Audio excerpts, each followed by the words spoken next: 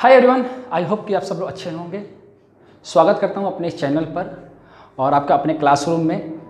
तो आज का जो डिस्कशन है विप्रो पर है, वो इसलिए क्योंकि आपकी रिक्वेस्ट, आप लोगों की रिक्वेस्ट है। मैंने कई बार बोला है कि विप्रो पर एसआईपी करना है, तो लोगों ने बहुत क्वेश्चन पूछा और कमेंट भी किया है लोगों ने कि कहाँ पर एसआईपी करनी चाहिए एग्जैक्टली और कहाँ लेवल पर विप्रो को हमें बाई करना चाहिए या हमें इन्वेस्टमेंट करना चाहिए। क्योंकि विप्रो कहीं ना कहीं माना जाता है कि ये एवरग्रीन स्टॉक है, तो जाहिर सी बात है बहुत कम वोलेटाइल होता है और फिर बहुत कम ये अच्छा रिटर्न देता है इन्वेस्टर्स को और ट्रेडर्स को भी बेसिकली। तो आज हम उसी पर डिस्कशन करेंगे। तो आगे बढ़ने से पहले आप सभी से रिक्वेस्ट करता हूँ कि अगर आप हमारे चैनल पर नए हैं तो आज ही इस चैनल को सब्सक्राइब कर दीजिए और बेल आइकन को जरूर दबा दीजिएगा, क्योंकि यहाँ पर आपके इलियट वेब के सारे कॉन्सेप्ट दूर किए जाते हैं। और यहाँ पर क्लासेस भी होती है डेली 8 से 9 PM रात को, मतलब लाइव सेशन होता है। तो हम स्टार्ट करते हैं स्टडी को। तो मैं ऑलरेडी सब प्रिपेयर कर चुका हूं, तो इसको बताने से पहले मैं आपको एक विप्रो के हिस्ट्री में लेके चलते हैं कि एग्जैक्टली विप्रो ने पहले कैसा रिएक्ट किया है जब से ये लिस्टेड हुआ है। तो मैं आपको दिखाता हूं, आप देखिए। तो देखिए ये क्या है कि यहाँ पर आप देखोगे आप, तो विप्रो ने जब लिस्ट हुआ था, यहाँ से, तो 1997 के बाद प्राइस ने 1997 में जब प्राइस मूव की, तो एक बार विप्रो ऑलरेडी यहाँ पर 51,646% बढ़ा था 1997 के बाद। आप देखोगे 2 सालों में प्राइस ने कितना बढ़िया रिटर्न दिया है। मतलब 1997 से लेकर 2000 तक मतलब विप्रो ने 51,000, मतलब तकरीबन ये 1.5 रुपये की प्राइस थी या 75 पैसे की रेट था इसका शायद। और मैं इसका देख लेता हूँ रेट एग्जैक्टली कितना था। तो इसका रेट जो था 75 पैसे का था और तकरीबन प्राइस ने जो हाई लगाया है, तो अब जो प्राइस ने हाई लगाई है वो लगाई है 388 का। तो 51,000 के आसपास में 51,646% बढ़ी है। ये अब तक का हाईएस्ट रिकॉर्ड है विप्रो का।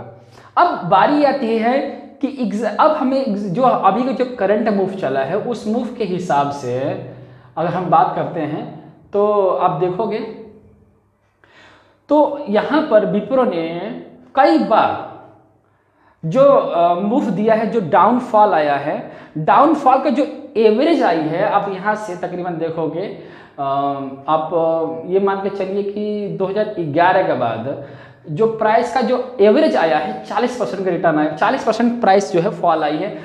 2011 में 40% टूटी थी और यहाँ पर देखोगे तो प्राइस जो है 2015 में भी तकरीबन 16 में भी तकरीबन ये 40% के आसपास टूटी थी। और यहाँ भी जब कोविड आया था, उस कोविड में भी ये जो तकरीबन जो टूट के आया था, ये भी तकरीबन 47% के आसपास का फॉल आया है। तो ऑन एन एवरेज 40 to 50% का एवरेज रहा है। तो ये ऐसा क्यों हुआ मैं आपको बता देता हूँ। देखो अभी तक जो विप्रो ने अभी जो करंट मूव दिया है वो एक बार और रिपीट हो चुका है। तो यहाँ पर आप देखोगे तो मैं आपको दिखाता हूँ एक पर प्राइस जो है आपकी यहाँ से मैं आपको बता देता हूँ कहाँ से ये रहा प्राइस आपका 1 अक्टूबर 2008 को प्राइस का बॉटम बना और वहीं से प्राइस जो है मूव करके 360% रिटर्न दिया है। ये जो प्राइस थी 360 पॉइंट का रिटर्न ये कब दी है मैं आपको बता देता हूँ। 360% रिटर्न प्राइस ने तकरीबन 3-4 सालों में दिया है। यहाँ से जब प्राइस मूव करे 2007 से 2011 तक में, और उसके बाद जो प्राइस का जो फॉल आया है 41% फॉल आया है। यहाँ से आप देखोगे जो विप्रो का जो मूव है वो 361% बढ़ने के बाद यहाँ से यहाँ तक बढ़ने के बाद प्राइस जो आई है तकरीबन 41% फॉल आया है। और इसके बाद ऐसा अब दोबारा हुआ नहीं। दोबारा जब मतलब इस तरह से प्राइस से कभी अप साइड नहीं गई जिस तरह से वहाँ गई थी, लेकिन अब एक बार और प्राइस गई है। कोविड के बाद जो प्राइस बढ़ी है, तो कोविड के बाद जो प्राइस यहाँ से बढ़ी है, तो आप देखोगे तकरीबन 2 मार्च को प्राइस का बॉटम बना हुआ है। उसके बाद प्राइस ने 360% का रिटर्न दिया है। यहाँ पर देखोगे तो 360%, 364% प्राइस ने अच्छा रिटर्न दिया है।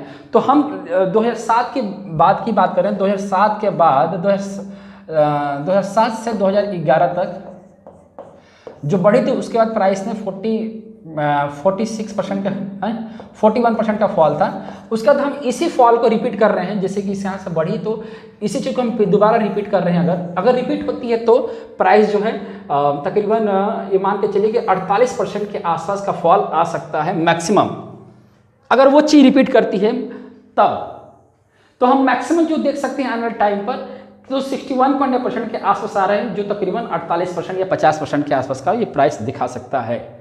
ठीक है, तो ये एक रहा, ये एक हिस्ट्री रिपीट हुई है, उसके बेसिस पर बनाया गया है। लेकिन एक्चुअल रीजन क्या है, अब मैं इसको डिस्क्राइब करता हूं। तो आप देख सकते हो, इसको डिस्क्राइब किया हूं, और इसको डिस्क्राइब करने का मेन उद्देश्य ये था कि इसको देखा जाए कि अब हमें कैसे इसको एसआईपी करें। तो यहाँ से देखोगे 2 मार्च के बाद जो प्राइस ने लो लगाया है, सॉरी 2 मार्च को नहीं प्राइस ने लगाई है, तकरीबन 16 मार्च को लो लगाई थी। तो वहाँ से ये टोटल 13 मूव में ऊपर गई है। ये वीकली टाइम फ्रेम का चार्ट लिया हूँ मैं, और टोटल 13 मूव में गई है। तो यहाँ पर देख सकते हो तो 13 मूव मतलब 30 मूव को कैसे इम्पल्स में काउंट करते हैं। कोई भी चीज़ इम्पल्स का मतलब ये समझ लो, सॉरी ट्रेंडिंग इम्पल्स में गई है। कोई भी चीज़ जब ट्रेंडिंग इम्पल्स में जाती है तो ट्रेंडिंग इम्पल्स का मतलब क्या होता है, जैसे कि हम पढ़े हैं 1 2 3 4 5 पढ़ते हैं। इसके बाद जब प्राइस और मूव करना शुरू करती है तो 13 मूव जा सकती है, फिर 17, फिर 21, इस तरह से मूव करके आगे की तरफ बढ़ सकती है। तो ये पूरे मूव को सिंगल लेग कहा जाता है। इस पूरे मूव को ट्रेंडिंग इम्पल्स बोला जाता है, किसी एक में। ठीक है, तो यहाँ पे देखोगे आप, तो देखिए ये टोटल 13 मूव है, मतलब 13 मूव का मतलब 5 प्लस कितना हुआ, मतलब 4 मूव एक्स्ट्रा तो 9 हो गया, और 9 प्लस अगर 4 करते हैं तो कितना आता है, 13 आता है। ठीक, अब इसकी काउंटिंग कैसे करते हैं, देखिए। तो इस मूव को हमने टोटल 13 दिखा रहा हूँ पहले, 1 2 3 4 5 6 7 8 9 10 11 12 13। ठीक है, तो यहाँ पर जो मूव देखे हुए 1 रहा, ये 2 रहा, इसके बाद ये रहा 3, ये रहा 4, और देन रहा ये 5। अब इस 3 के पास जो मूव है ये रेड वाली है, 1 2 3 4 और ये 5। अब अगेन इस 3 के पास 1 2 3 4 5।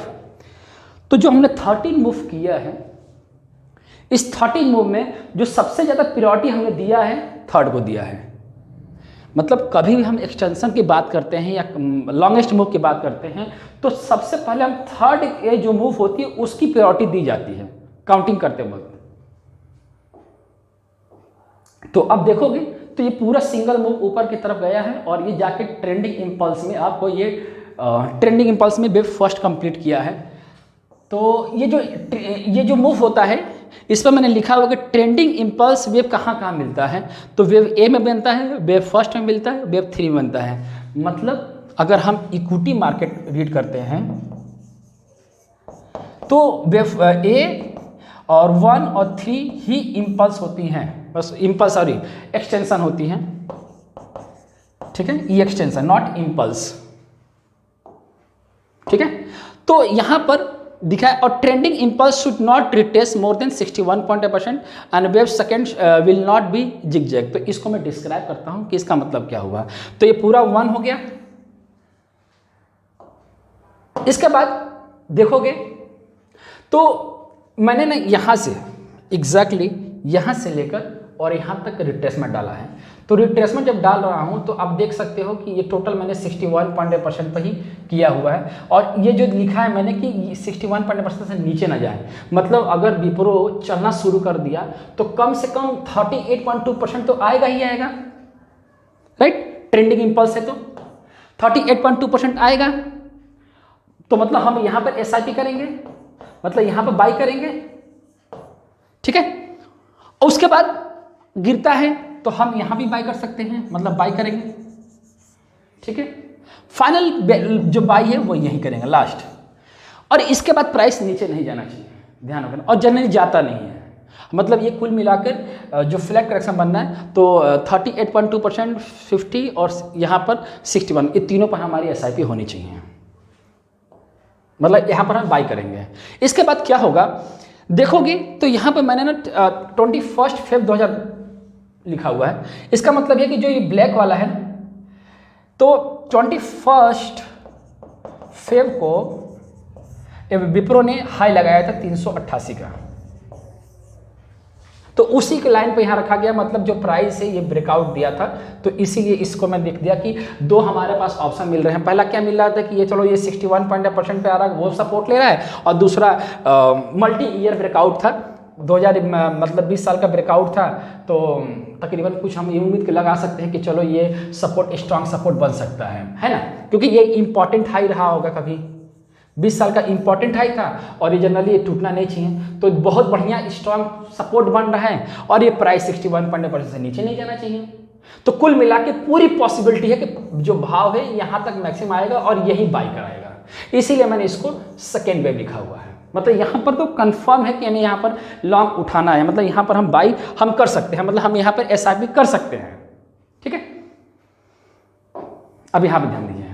अब आगे हम बात करते हैं कि wave second should not be zigzag, मतलब ये जिगजैग नहीं होना चाहिए, मतलब ऐसा कि जैसे कि वर्टिकल फॉल में ना आए।